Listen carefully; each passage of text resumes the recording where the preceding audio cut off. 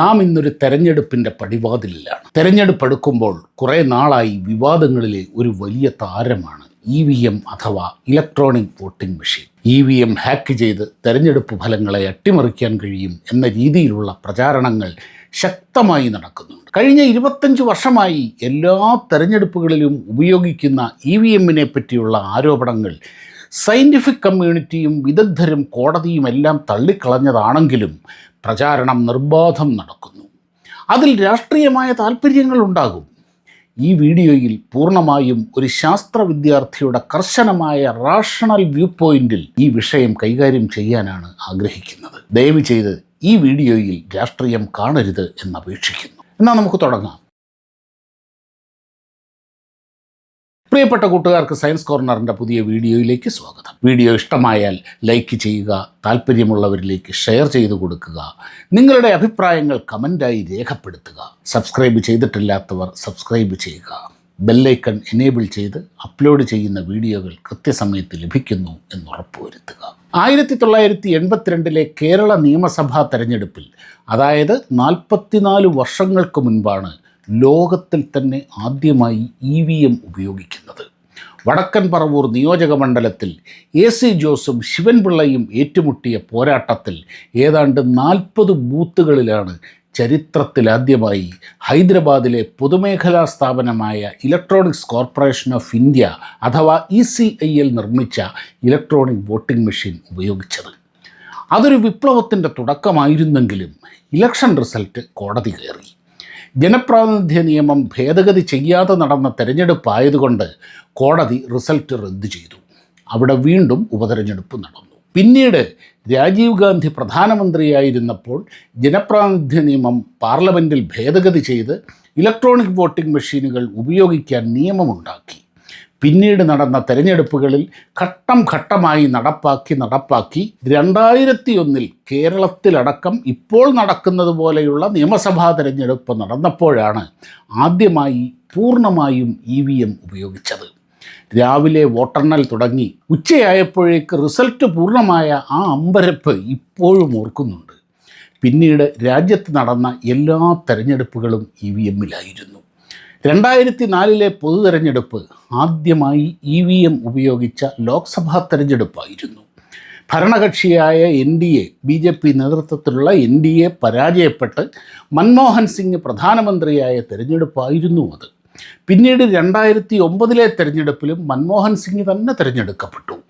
അതായത് 1982 മുതൽ ഉപയോഗിക്കുന്ന 1986 രാജീവ് ഗാന്ധി സർക്കാർ നിയമമുണ്ടാക്കി നടപ്പാക്കിയ ആ കാലം മുതൽ വിവിധ തെരഞ്ഞെടുപ്പുകളിൽ ഭാഗികമായി ഉപയോഗിച്ചു വരുന്ന പല ഘട്ടങ്ങളിലൂടെ കടന്നുപോയി ട്രയൽ ആൻഡ് എറർ കഴിഞ്ഞ് 2001 മുതൽ, അതായത് 25 വർഷം, 1/4 നൂറ്റാണ്ട് മുൻപ് മുതൽ പൂർണ്ണമായും നമ്മുടെ തെരഞ്ഞെടുപ്പ് സംവിധാനത്തിൻ്റെ ഭാഗമാണ് EVM. എന്ന് വെച്ചാൽ അത്രയ്ക്ക് പ്രൂവണായ വിശ്വസ്തമായ ടെക്നോളജിയാണത്. എങ്ങനെയാണ് EVM പ്രവർത്തിക്കുന്നത് എന്നതിലേക്ക് പോകുന്നതിന് മുമ്പ് തെരഞ്ഞെടുപ്പ് പ്രോസസ്സ് എങ്ങനെയായിരുന്നു എന്ന് നോക്കാം. EVMന് മുമ്പ് തെരഞ്ഞെടുപ്പ് പ്രഖ്യാപിച്ചു കഴിഞ്ഞാൽ സർക്കാർ ഉദ്യോഗസ്ഥർ തെരഞ്ഞെടുപ്പ് കമ്മീഷന് കൂടി അക്കൗണ്ടബിൾ ആകും.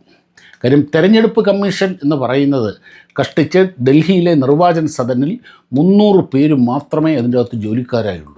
ഒരു വലിയ ലോക്സഭാ തെരഞ്ഞെടുപ്പ്, പൊതു തെരഞ്ഞെടുപ്പ് നടക്കുമ്പോൾ 50 ലക്ഷം പേരാണ് അതിൻ്റെ അകത്ത് ഇൻവോൾവ് ആകുന്നത്. അങ്ങനെ തെരഞ്ഞെടുപ്പ് വരുമ്പോൾ അതാത് സംസ്ഥാനങ്ങളിലെ സർക്കാർ ഉദ്യോഗസ്ഥർ തെരഞ്ഞെടുപ്പ് കമ്മീഷനിലേക്ക് ഡെപ്യൂട്ട് ചെയ്യപ്പെടുകയാണ് ചെയ്യുക. തെരഞ്ഞെടുപ്പിനോട് അടുത്ത ദിവസങ്ങളിൽ അവർക്കുള്ള ക്ലാസ് ഉണ്ടാകും.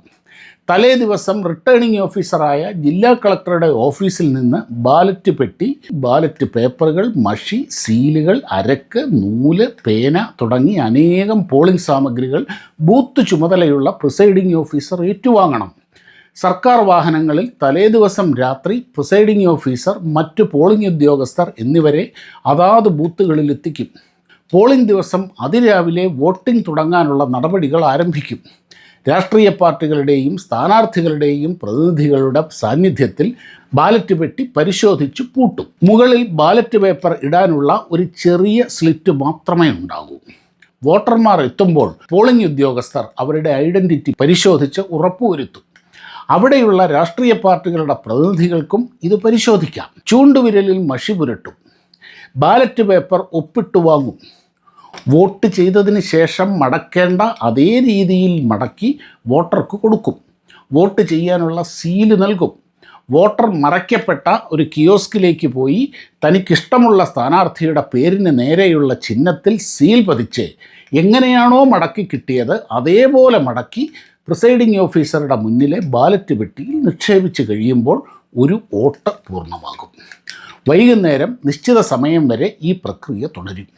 വോട്ടിംഗ് അവസാനിച്ചു കഴിഞ്ഞാൽ രാഷ്ട്രീയ പ്രതിനിധികളുടെ സാന്നിധ്യത്തിൽ ബാലറ്റ് പെട്ടി തുണിയിൽ പൊതിഞ്ഞ് സുരക്ഷിതമായി അരക്കുകൊണ്ട് സീൽ ചെയ്ത് മുദ്രവയ്ക്കും. എല്ലാം തൃപ്തികരമെന്ന് രാഷ്ട്രീയ പ്രതിനിധികൾ എഴുതി ഒപ്പിട്ട് നിൽക്കും. പിന്നീട് സർക്കാർ വണ്ടിയിൽ പോലീസ് കമ്പനിയോടെ പെട്ടികൾ സൂക്ഷിക്കേണ്ട സ്ഥലത്തെത്തി സീൽ ചെയ്ത പെട്ടികൾ, മറ്റ് വോട്ടിംഗ് സാമഗ്രികൾ, ബാലറ്റ് പേപ്പറുകളുടെ കൗണ്ടർ ഫോയിൽ എന്നിവ തിരികെ ഏൽപ്പിക്കുമ്പോഴാണ് പോളിംഗ് ഉദ്യോഗസ്ഥർ ശ്വാസം നേരെ വിടുന്നത്. വിവിധ പോളിംഗ് സ്റ്റേഷനുകളിൽ നിന്നെത്തിയ പെട്ടികൾ സുരക്ഷിതമായി അടുക്കി വെച്ച് ആ മുറിയുടെ വാതിലുകളും ജനലുകളും എല്ലാം സീൽ ചെയ്യും. ഇനി കൗണ്ടിംഗ് ദിവസം മാത്രമേ അത് തുറക്കുകയുള്ളൂ. ഇലക്ഷൻ ഉദ്യോഗസ്ഥർക്ക് പോസ്റ്റലോട്ട് ചെയ്യാനുള്ള സംവിധാനമുണ്ട്. ഇപ്പോൾ മാധ്യമപ്രവർത്തകർക്കും ഉണ്ട് എന്ന് കേൾക്കുന്നു. തെരഞ്ഞെടുപ്പ് ദിവസത്തിന് ഏതാനും ദിവസം മുമ്പ് അവർക്ക് അവരുടെ മണ്ഡലത്തിലെ ബാലറ്റ് പേപ്പർ ലഭിക്കും. അതിൽ വോട്ട് രേഖപ്പെടുത്തി പ്രിസൈഡിംഗ് ഓഫീസർക്ക് രജിസ്റ്റേർഡ് പോസ്റ്റിൽ അയച്ചു കൊടുക്കണം. വോട്ടെണ്ണൽ ദിവസം അതിരാവിലെ കൗണ്ടിംഗ് സ്റ്റേഷനിൽ രാഷ്ട്രീയ പാർട്ടികളുടെ പ്രതിനിധികളും ഉദ്യോഗസ്ഥരും എത്തും. ആദ്യം എണ്ണുന്നത് പോസ്റ്റൽ വോട്ടുകളാണ്. അതിനുശേഷം ബാലറ്റ് പെട്ടികൾ പുറത്തെടുക്കും. അത് പ്രതിനിധികളുടെ സാന്നിധ്യത്തിലാണ്. അപ്പോൾ സീലുകൾ ഇൻടാക്റ്റ് അല്ലേ എന്ന് അവർക്ക് പരിശോധിക്കാം. ബാലറ്റ് പെട്ടി പൊട്ടിക്കുന്നതിന് മുൻപും സീലുകൾ പരിശോധിച്ച് ഒപ്പിടണം. അങ്ങനെ വിവിധ ടേബിളുകളിൽ പെട്ടികൾ പൊട്ടിച്ചിടുന്ന പേപ്പറുകൾ സ്ഥാനാർത്ഥിയുടെ പേരിലുള്ള വോട്ടുകൾ അനുസരിച്ച് തരം തിരിച്ച് 50 വീതമുള്ള കെട്ടുകളാക്കും. ഇതെല്ലാം നടക്കുമ്പോൾ രാഷ്ട്രീയ പ്രതിനിധികൾ നിരീക്ഷിച്ചുകൊണ്ടേയിരിക്കും. ഈ കെട്ടുകൾ എണ്ണിത്തീരുമ്പോഴേക്ക് ഏകദേശം രാത്രിയായിട്ടുണ്ടാവും. എല്ലാം കഴിഞ്ഞ് ഫലപ്രഖ്യാപനവും കഴിഞ്ഞ് എല്ലാം തൃപ്തികരം എന്ന് സ്ഥാനാർത്ഥികളും പ്രതിനിധികളും ഒപ്പിട്ട് നൽകുമ്പോഴാണ് ഇലക്ഷൻ പ്രക്രിയ പൂർണ്ണമാകുന്നത്. ലക്ഷക്കണക്കിന് ആൾക്കാർ ഇൻവോൾവായ സങ്കീർണമായ ഈ പ്രക്രിയയിലെ ബാലറ്റ് പേപ്പറുകൾ, വോട്ടിംഗ് എന്നിവ മാത്രമാണ് EVM ഉപയോഗിക്കുമ്പോൾ ഇല്ലാതാകുന്നത്. ബാലറ്റ് പെട്ടിക്ക് പകരം പ്രിസൈഡിംഗ് ഓഫീസർ ഏറ്റുവാങ്ങേണ്ടത് വോട്ടിംഗ് മെഷീൻ്റെ കൺട്രോൾ യൂണിറ്റ്, ബാലറ്റ് യൂണിറ്റ് എന്നിവയാണ്. ബാലറ്റ് യൂണിറ്റിൽ ആണ് സ്ഥാനാർത്ഥികളുടെ പേരും ചിഹ്നവും ഉണ്ടാവുക. ഇത് സെറ്റ് ചെയ്താണ് കൊടുക്കുന്നത്. കൺട്രോൾ യൂണിറ്റിൽ സ്ഥാനാർത്ഥികളുടെ പേരോ ഡീറ്റെയിൽസോ ഒന്നും ഉണ്ടാവില്ല. സ്ഥാനാർത്ഥികളുടെ പേരിന് പകരം ക്രമനമ്പർ മാത്രമേ ഉണ്ടാവുകയുള്ളൂ. ഈ കൺട്രോൾ യൂണിറ്റ് പ്രിസൈഡിംഗ് ഓഫീസറുടെ അടുത്താണ് വയ്ക്കുക. ഒരു വോട്ടർ വന്ന് മേൽ പറഞ്ഞതുപോലെ അയാളുടെ ഡീറ്റെയിൽസ് പരിശോധിച്ചുറപ്പിച്ച് കഴിഞ്ഞ് പ്രിസൈഡിംഗ് ഓഫീസർ ഒരു ബട്ടൺ അമർത്തി ബീപ്പ് സൗണ്ട് കേൾക്കുമ്പോൾ വോട്ടർക്ക് കിയോസ്കിലേക്ക് പോകാം. അവിടെ അദ്ദേഹത്തിന് തനിക്കിഷ്ടമുള്ള സ്ഥാനാർത്ഥിയുടെ നേരെയുള്ള ബട്ടൺ അമർത്തുമ്പോൾ വീണ്ടും ഒരു ബീപ്പ് കേൾക്കും. അതിനർത്ഥം വോട്ട് രേഖപ്പെടുത്തി എന്നാണ്. അപ്പോൾ തന്നെ മെഷീൻ ലോക്കാവും. അയാൾക്ക് വീണ്ടും വോട്ട് ചെയ്യാൻ കഴിയില്ല. പിന്നെ അടുത്ത വോട്ടർ എത്തി പ്രിസൈഡിംഗ് ഓഫീസർ കൺട്രോൾ യൂണിറ്റിൽ പ്രസ് ചെയ്ത് അനുവദിച്ചാൽ മാത്രമേ അടുത്ത വോട്ടിന് മെഷീൻ തയ്യാറാവുകയുള്ളൂ. രേഖപ്പെടുത്തുന്ന വോട്ടുകൾ എല്ലാം മെഷീൻ്റെ കൺട്രോൾ യൂണിറ്റിൽ ഉണ്ടാകും.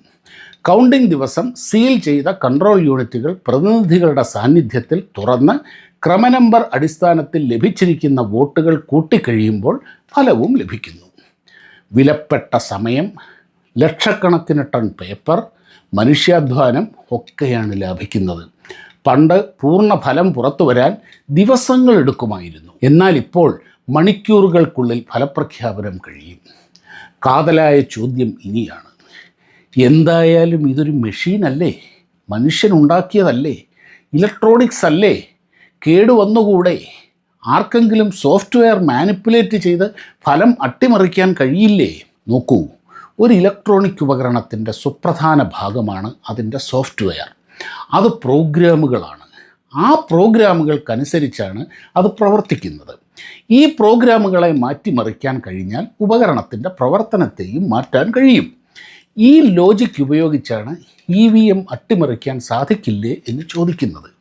ഈ പ്രോഗ്രാമുകൾ അഥവാ സോഫ്റ്റ്വെയർ എങ്ങനെയാണ് ഉപകരണത്തിൽ കയറ്റുന്നത്? അതിനൊരു ഹാർഡ് ഡിസ്ക് ഉണ്ടാകും. ആ ഹാർഡ് ഡിസ്കിൽ നാം ഒക്കെ സോഫ്റ്റ്വെയറുകൾ ഇൻസ്റ്റാൾ ചെയ്യുന്നത് പോലെ അങ്ങ് ചെയ്യും. അങ്ങനെയാണോ? അല്ല. ഹാർഡ് ഡിസ്കുകളിൽ ചെയ്യുന്ന പ്രോഗ്രാമുകളും ഡാറ്റയും എപ്പോൾ വേണമെങ്കിൽ ഡിലീറ്റ് ചെയ്യാവുന്ന തരത്തിലാണ്. എന്നാൽ EVMൽ അത് ബേൺ ചെയ്താണ് കയറ്റുന്നത്. എന്ന് വെച്ചാൽ ഈ മരത്തിലും കല്ലിലുമൊക്കെ കൊത്തുപണി ചെയ്യുന്നത് പോലെ ഒരിക്കൽ ചെയ്തു കഴിഞ്ഞാൽ അത് പിന്നെ മാറ്റാൻ കഴിയില്ലല്ലോ. അതുപോലെ ലേസർ ഉപയോഗിച്ച് അതിൻ്റെ ഹാർഡ് ഡിസ്കിൽ എൻഗ്രേവ് ചെയ്യുന്ന സോഫ്റ്റ്വെയർ ഒരിക്കൽ ഇൻസ്റ്റാൾ ചെയ്താൽ പിന്നീട് മാറ്റാൻ കഴിയില്ല. അതുകൊണ്ട് തന്നെ അതിൽ മാനിപ്പുലേറ്റ് ചെയ്യുന്ന പ്രശ്നമേ ഉദിക്കുന്നില്ല. മറ്റൊന്ന്, EVM എന്നത് ഒരു സ്റ്റാൻഡ് അലോൺ സിസ്റ്റമാണ്. എന്ന് വെച്ചാൽ ഒരു നെറ്റ്വർക്കുമായും കണക്റ്റ് ചെയ്യാത്ത സിസ്റ്റം. പുറത്തുനിന്ന് അതിലേക്കെത്താൻ ഒരു മാർഗവുമില്ല. ഇൻ്റർനെറ്റ് പോയിട്ട് എന്തിന്, മെയിൻ പവർ സപ്ലൈയുമായി പോലും അതിന് ബന്ധമില്ല. EVM പ്രവർത്തിക്കുന്നത് 16 വോൾട്ട് ബാറ്ററിയിലാണ്. ഒരിക്കൽ ചാർജ് ചെയ്താൽ 16 മണിക്കൂർ ബാക്കപ്പ് ഉണ്ടാകും. കൃത്യമായ പവർ സപ്ലൈ ഇല്ലാത്ത റിമോട്ടായ ഗ്രാമങ്ങളിലും മറ്റും കൃത്യമായ പോളിംഗ് ഉറപ്പുവരുത്തുക, പവർ ഫ്ലക്ച്വേഷൻസ് കാരണം ഉണ്ടാകാവുന്ന പ്രശ്നങ്ങൾ ഒഴിവാക്കുക എന്നതൊക്കെയാണ് ഇതിൻ്റെ ഉദ്ദേശം. ഇതുകൊണ്ടൊക്കെ തന്നെ അതിനെ ഹാക്ക് ചെയ്യാൻ കഴിയില്ല. നമ്മുടെ കയ്യിലൊക്കെ കാൽക്കുലേറ്റർ ഇല്ലേ? ആ കാൽക്കുലേറ്ററിനൊരു സോഫ്റ്റ്വെയർ ഇല്ലേ? പ്രോഗ്രാം ഇല്ലേ? ഇതെല്ലാമുള്ള ഒരു ഇലക്ട്രോണിക് ഉപകരണമല്ലേ അത്? അതിനെ ആർക്കെങ്കിലും ഹാക്ക് ചെയ്യാനോ മാനിപ്പുലേറ്റ് ചെയ്യാനോ സാധിക്കുമോ? മറ്റൊന്ന്, പഴയ കാലത്ത് ബൂത്ത് പിടുത്തം സർവ്വസാധാരണമായിരുന്നു. പ്രത്യേകിച്ച് ഉത്തരേന്ത്യൻ സംസ്ഥാനങ്ങളിൽ സായുധരായ ഒരു സംഘം വന്ന് ബൂത്ത് കയ്യേറി പോലീസിനെയും ജനങ്ങളെയും വിരട്ടിയോടിച്ച് ഉദ്യോഗസ്ഥരെ തോക്കിൻ മുനയിൽ നിർത്തി എല്ലാ ബാലറ്റുകളും എടുത്ത് അവർ തന്നെ വോട്ട് രേഖപ്പെടുത്തി പെട്ടിയിലിടും. എന്നിട്ട് അവർ തന്നെ സീലിംഗ് ചെയ്യും. ഇങ്ങനെ അട്ടിമറിക്കപ്പെട്ട ഒരുപാട് തിരഞ്ഞെടുപ്പുകളുണ്ട്. EVMൽ അത് നടക്കില്ല. 1 മിനിറ്റിൽ പരമാവധി ചെയ്യാൻ കഴിയുക 5 വോട്ടാണ്. അതും ഓരോ വോട്ടും കഴിഞ്ഞ് റീസെറ്റ് ചെയ്താൽ മാത്രം. ഈ ഗൂഗിൾ പേ, UPI പോക്കറ്റടിക്കാരെ എങ്ങനെയാണോ വഴിയാധാരമാക്കിയത്, അതുപോലെ ബൂത്ത് പിടുത്തവും ഇപ്പോൾ ചരിത്രമായി കഴിഞ്ഞു. നേരത്തെ നമ്മൾ ചെയ്യുന്ന വോട്ടുകൾ ഉദ്ദേശിച്ച സ്ഥാനാർത്ഥിക്ക് തന്നെയാണോ വീണത് എന്നറിയാൻ മാർഗമില്ലായിരുന്നു. എന്നാൽ ഇപ്പോൾ VVPAT അഥവാ വോട്ടർ വെരിഫയബിൾ പേപ്പർ ട്രെയിൽ എന്നൊരു സൗകര്യമുണ്ട്. നമ്മൾ വോട്ട് ചെയ്ത് കഴിഞ്ഞാൽ ആർക്കാണ് വോട്ട് ചെയ്തത് എന്ന് കാണിക്കുന്ന ഒരു പേപ്പർ സ്ലിപ്പ് വരും. അത് നമുക്ക് എടുക്കാൻ പറ്റില്ല, പക്ഷേ നമുക്കത് കാണാം. 10 സെക്കൻഡ് നമുക്കത് കണ്ട് ഉറപ്പുവരുത്താം. അതിനുശേഷം അത് അതിൽ തന്നെയുള്ള ട്രേയിലേക്ക് വീഴും. അങ്ങനെ EVM കൂടുതൽ ആധികാരികവും സുരക്ഷിതവുമാക്കിയിട്ടുണ്ട്. ഇതിൽ സ്ഥാനാർത്ഥി ലിസ്റ്റ് കയറ്റുന്നതും ക്രമനമ്പർ സജ്ജീകരിച്ച് സീൽ ചെയ്യുന്നതുമെല്ലാം രാഷ്ട്രീയ പ്രതിനിധികളുടെ സാന്നിധ്യത്തിലാണ്. അതിനുശേഷം ഓരോ മെഷീനും ഏത് ബൂത്തിലേക്കാണ് പോകുന്നത് എന്ന് തിരഞ്ഞെടുക്കുന്നത് റാൻഡമായിട്ടാണ്. അടുത്ത ഇലക്ഷന് ഇതെങ്ങോട്ടാണ് പോകുന്നത് എന്നതും അവസാന നിമിഷം മാത്രമാണ് തീരുമാനിക്കുന്നത്. ഇത് EVMൻ്റെ പ്രവർത്തനക്ഷമതയും ക്വാളിറ്റിയുമൊക്കെ കൃത്യമായി ഓഡിറ്റ് ചെയ്യപ്പെടുന്നുമുണ്ട്. എന്നാലും മെഷീനല്ലേ, വേണമെന്ന് വെച്ചാൽ സാധിക്കില്ലേ? അതായത് കൂട്ടുകാരെ, ലക്ഷക്കണക്കിന് മനുഷ്യരുടെ ഇൻവോൾവ്മെൻറ്റ് ഈ മെഷീൻ്റെ പ്രവർത്തനത്തിലുമുണ്ട്. ഇലക്ഷൻ സിസ്റ്റത്തിൻ്റെ ഭാഗമായ സർവ്വ മനുഷ്യരെയും വിലക്കെടുത്ത് സ്വാധീനിച്ചാൽ മാത്രം വേണമെങ്കിൽ സാധിച്ചേക്കാം. അതിനുപോലുമുള്ള സാധ്യത 0.5% പോലും ഇല്ല എന്നത് വേറെ കാര്യം. നോക്കൂ, നമ്മുടെയൊക്കെ പണം, വീടിൻ്റെ ആധാരങ്ങൾ, വിദ്യാഭ്യാസം എല്ലാം വലിയ തോതിൽ ഡിജിറ്റലൈസ് ചെയ്യപ്പെടുന്ന ഒരു കാലത്താണ് നാം ഒക്കെ ഇപ്പോൾ ജീവിക്കുന്നത്. അതും എല്ലാം ഇൻ്റർനെറ്റുമായി കണക്റ്റ് ചെയ്യപ്പെട്ട്. ബാങ്കിൽ കിടക്കുന്ന കഷ്ടപ്പെട്ടുണ്ടാക്കിയ ജീവിത സമ്പാദ്യത്തെപ്പറ്റി നമുക്കാർക്കെങ്കിലും ടെൻഷനുണ്ടോ? പഴയ പേപ്പർ സിസ്റ്റത്തിലേക്ക് പോകണം എന്ന് പറയുന്നവർക്ക് ATM ഇല്ലാത്ത, മൊബൈൽ ബാങ്കിങ് ഇല്ലാത്ത, ഗൂഗിൾ പേ ഇല്ലാത്ത, കമ്പ്യൂട്ടർ റിസർവേഷൻ ഇല്ലാത്ത കാലത്തേക്ക് മടങ്ങണം എന്ന അഭിപ്രായമുണ്ടോ? നമ്മുടെ രാജ്യസുരക്ഷ പോലും ഇന്ന് നടക്കുന്നത് കമ്പ്യൂട്ടറുകളിലൂടെയും ഉപഗ്രഹങ്ങളിലൂടെയും ഡിജിറ്റലൈസേഷനുകളിലൂടെയുമാണ്. അതുമായൊക്കെ കമ്പയർ ചെയ്താൽ ഈ EVM എന്നതൊന്നുമല്ല. എൻ്റെ അഭിപ്രായത്തിൽ നമ്മുടെ വോട്ടിംഗ് സിസ്റ്റം ഇനിയും ഒരുപാട് മാറേണ്ടതുണ്ട്. ബാങ്കുകൾ, റെയിൽവേ സ്റ്റേഷനുകൾ തുടങ്ങി എല്ലായിടത്തു നിന്നും ക്യൂ ഇല്ലാതായതുപോലെ പോളിംഗ് സ്റ്റേഷനുകളും ഇല്ലാതാകണം. പോളിംഗ് ദിവസം നമ്മുടെ മൊബൈൽ ഫോണിൽ വോട്ട് രേഖപ്പെടുത്താൻ കഴിയണം. ഏതാനും മണിക്കൂറുകൾ കൊണ്ട് ഇലക്ഷൻ പ്രോസസ്സ് കഴിയണം. അന്ന് തന്നെ ഫലവും പ്രഖ്യാപിക്കണം. എന്തുകൊണ്ട് മറ്റ് ജനാധിപത്യ രാജ്യങ്ങൾ EVM ഉപയോഗിക്കുന്നില്ല എന്നത് മറ്റൊരു ചോദ്യമാണ്. അമേരിക്ക, ഫ്രാൻസ്, UK തുടങ്ങിയ വികസിത രാജ്യങ്ങൾക്ക് ഇതിനെ വിശ്വാസമില്ലേ? നോക്കൂ കൂട്ടുകാരെ, പൊതുവേ ഈ രാജ്യങ്ങൾ ഇങ്ങനെയുള്ള കാര്യങ്ങളിൽ വളരെ കൺസർവേറ്റീവാണ്. ചെയ്തുകൊണ്ടിരിക്കുന്ന സിസ്റ്റത്തിൽ നിന്നും മാറുക എന്നത് അവർക്ക് ബുദ്ധിമുട്ടുള്ള കാര്യമാണ്. അതുമല്ല, അമേരിക്ക, ഫ്രാൻസ്, യൂറോപ്യൻ രാജ്യങ്ങൾ എല്ലാം കൂടി ചേർന്നാൽ പോലും നമ്മുടെ ജനസംഖ്യയുടെ 4 അയലത്ത് വരില്ല. അവിടങ്ങളിൽ പൊതുവെ പോളിംഗ് ശതമാനം 50-ൽ താഴെയാണ്. ഈ രാജ്യങ്ങളിലെല്ലാം കൂടി രേഖപ്പെടുത്തുന്ന വോട്ട് നമ്മുടെ 1-2 വലിയ സംസ്ഥാനങ്ങളിൽ മാത്രം ഉണ്ടാകും. അത്ര വലിയ 140 കോടി ജനങ്ങളുടെ പോപ്പുലേഷനെയാണ് നമ്മൾ ഹാൻഡിൽ ചെയ്യേണ്ടത്. അതിനെ സായിപ്പിൻ്റെ 4-3-7 പേര് ചേരുന്ന സംവിധാനത്തോട് ഉപമിക്കല്ലേ. അവനതൊക്കെ മതി, നമുക്കത് പോരാ. EVM നമ്മുടെ അഭിമാനമാണ്. വികസിത രാജ്യങ്ങൾക്ക് അതില്ലെങ്കിൽ അത് അവരുടെ പ്രശ്നമാണ്. ഇക്കാലത്ത് UPI പേയ്മെൻറ്റ് ഉപയോഗിക്കാത്തവർ ആരെങ്കിലും ഉണ്ടോ? കൂട്ടുകാരെ, അമേരിക്കയിലും യൂറോപ്പിലും ഒന്നും ഈ സാധനമില്ല. ഇവിടെ 140 കോടി ജനങ്ങളുള്ള രാജ്യത്ത് ഒരു മാനിപ്പുലേഷനും ഇല്ലാതെ 1 രൂപ മുതൽ ലക്ഷങ്ങൾ വരെ ഒരു മൊബൈൽ ക്ലിക്കിൽ ട്രാൻസ്ഫർ ചെയ്യുന്ന ടെക്നോളജി നമ്മുടെ സ്വന്തമാണ്. ലോകം ഇത് കണ്ട് അന്തം വിട്ട് നിൽക്കുകയാണ്. നമുക്കുള്ള ടെക്നോളജി അവർക്കില്ല എന്നതുകൊണ്ട് നമ്മൾ അഭിമാനിക്കുകയല്ലേ വേണ്ടത്? ഒരിക്കൽ കൂടി ഈ വിഷയത്തിൽ അനാവശ്യമായ രാഷ്ട്രീയം കാണരുത് എന്ന് വീണ്ടും അപേക്ഷിക്കുന്നു. ഓരോ കാലത്തും വളരുന്ന ടെക്നോളജികൾ നമ്മുടെ ജീവിതത്തിൻ്റെ ഭാഗമാകുന്നതിനെയാണ് വികസനം എന്ന് പറയുന്നത്. അങ്ങനെയാണ് മനുഷ്യൻ ഇത്രയും പുരോഗമിച്ചത്. ടെക്നോളജിയെ ഭയന്ന് ഓടാൻ തുടങ്ങിയാൽ നാം എത്തുക ശിലായുഗത്തിലാകും. അതാണോ നമുക്ക് വേണ്ടത് എന്നാലോചിക്കുക. വീഡിയോ കണ്ട എല്ലാ പ്രിയപ്പെട്ടവർക്കും ഒരുപാട് നന്ദി. വീഡിയോ ഇഷ്ടമായാൽ ലൈക്കും കമൻറ്റും ഷെയറും എല്ലാം ചെയ്യണമെന്ന് ഒരിക്കൽ കൂടി അപേക്ഷിക്കുന്നു. മറ്റൊരു സയൻസ് വീഡിയോയുമായി ഉടനെ കാണാം. നന്ദി, നമസ്കാരം.